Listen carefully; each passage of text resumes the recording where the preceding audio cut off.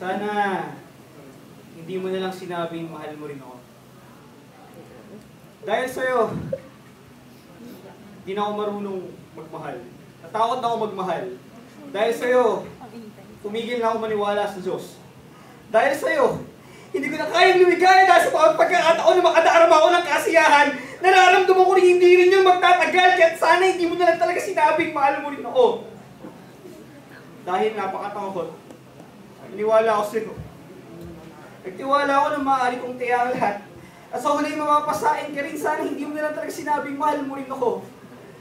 Para sana hindi na ako umasang maghihiwalay rin kayo. Urong-sulong ka. Puro bante naman ako, tangina.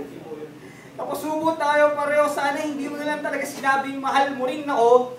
Para sana hindi ko na binigyan pa ng kahulugan yung araw na naghawak ang ating mga kamay habang tinatawid natin yung exataf. Nung gabing sumandal ka sa akin sa jeep pa uwi galing shoot, naamoy ko sa view ng iyong papamong pinagsama-samang samot-saring mga natupad na pangarap noon ko napagtantong. Sa leeg mo, nagmula ang paraiso, ninais kong tumira sa patag nito. Pugi ng halik, haguin ng lambing, iyali ang sarili, noon ko hinangad.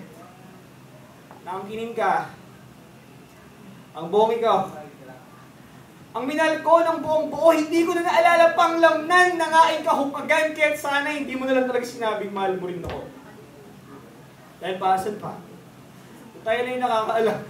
Tayo na yung nakakaalam na sinta yung tawag ko sa'yo. Tayo na yung nakakaalam na sinta rin yung tawag mo sa akin. Tayo na yung nakakaalam na sa oras na sumigaw si Direktang, "It's a wrap!" Magiging tayo mamaya sa rooftop.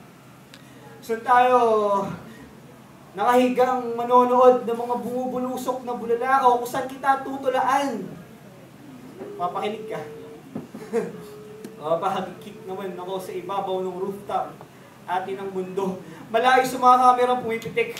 Pumipintig ng mga eksenang nakatapot sa mga panaginip. Di na ako nananaginip. Totoo na talaga to. Ang inaasam kong wagas na pag-ibig. Wasak! Nawasa ko. Kung sabihin mo, itigil na natin to, cut! Out of frame. Pinagtabuyan mo ko, cut! Bakit biglang out of focus niya yung puso mo, cut! No more for safety, camera strolling, it's a trap! Hindi pala to isang pelikula tungkol sa malarawan ng mga bubulusok na bulalakaw, sa mga sirang Ferris wheel, mga nakalutang na rooftop, mga putol na overpass, mga usak na time machine sa halip.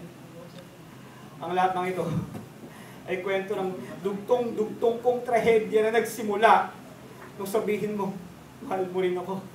Pambihira. Prank pala ang genre mo, sinimalaya, sige malaya ka na, hindi ko alam. Hindi ko alam ang kahihinatnan pero pinilit ko pa rin mapaibig ka para sa sarili nating bersyon ng happy ending at di live the happily ever after. Noon ko natuklasang. Wala nga pala talagang forever. Ending credits. Wala roon ang pangalan ko. Naligaw na ako sa mga tagpo. Kahit na ako sumulat ng kwento. Sabi mo kasi, magaling ako magsulat.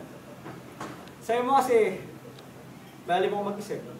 Sabi mo kasi, kwentohan kita. Kinuwento ko sa'yo, ang kaisa-isang kwentong natapos ko, ang kwento nating dalawa. Pero binigay ko sa'yo yung manuskrito dito. Ano ginawa mo? Lihim mong binulat-lat, binalibaliktad, binalabalasa hanggang sa hindi ko na makilala tulad mo. Naghahanap ka rin lamang pala ng bagong storya sa revision ko. Hamak na lang ako extra. Munting palumuti, poke, leche dahil wala akong karapatan. Dapat matuto ko lumaga. Di ka akin. Di ako sa'yo. Dahil hindi ako una, hindi ako bida. Hindi pala para sa akin ang linyang. Minamahal rin kita. Hindi pala para sa akin ang linyang. Minamahal mo rin ako. Sana hindi mo na lang talaga sinabing mahal mo rin ako. Dahil hanggang ngayon, hanggang ngayon, naniniwala pa rin ako. Ito po yung unang tula.